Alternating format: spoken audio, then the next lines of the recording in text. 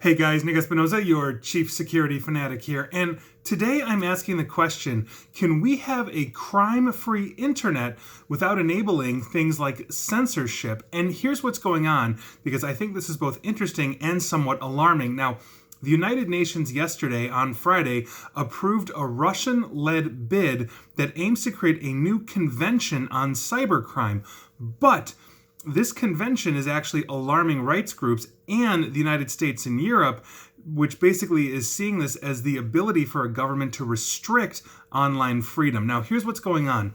The General Assembly of the United Nations approved the resolution sponsored by Russia and backed by China, which would set up a committee of international experts in 2020 to basically cover this topic. The panel will work to set up, and I quote, a comprehensive international convention on countering the use of information and communications technologies for criminal purposes. Now, the United States, European Union, as well as multiple European countries and rights groups fear that the language is code for legitimizing crackdowns on expression, with numerous countries defining basically criticism of the government as criminal. If you recall, in many countries that very heavily censor their internet, like China, for example, criticism of the government can be a crime. So that's what we're talking about. Now, one of the U.S. officials that has been commenting on this in the United Nations said, and I quote, "It is precisely our fear that a new convention would allow the codification of an international and global level of these types of controls that's driving our opposition and our concerns about this resolution."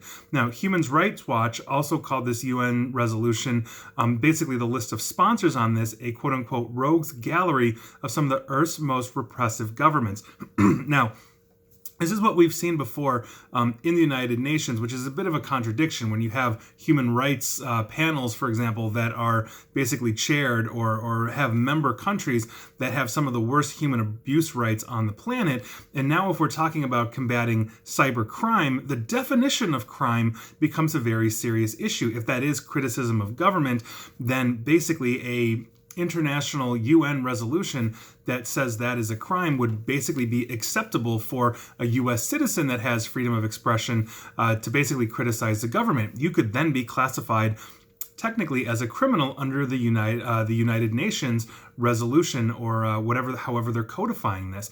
And that's the thing. So we have a lot of cyber crime, legitimate cyber crime, whether it's theft, through phishing, hacking, all these kinds of things, malicious, that we need to combat. But again, we need to codify what we consider crime above and beyond. And if we are setting limits that basically allow a government to dictate that a crime against the government is simply talking about it, posting something, creating a website, messaging back and forth on the internet, that they are able to capture and look at, given that many governments want weakened encryption standards for privacy of their citizens, we are gearing up to have a major issue. And so is it possible now that the UN is going to be censoring the internet or creating the foundation to allow countries to censor the internet, which would erode the rights of humans? The UN has also come out and said that basically the internet is a basic human right.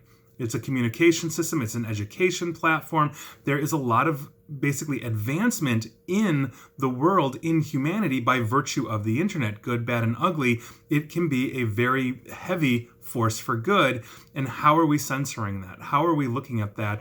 What are those standards and those rules? And who should be running it? Should it be individual to the country? Even though the internet spans everywhere, we can connect to various countries around the globe instantly, and they can connect to us wherever you're sitting. That is a question. And so I'm curious to know what you guys think about this, but it's a serious thing that we need to look at. And quite frankly, if they're going to start classifying crime as, if they're going to start classifying free expression as crime, then I think many of us here are going to have a very serious issue with that.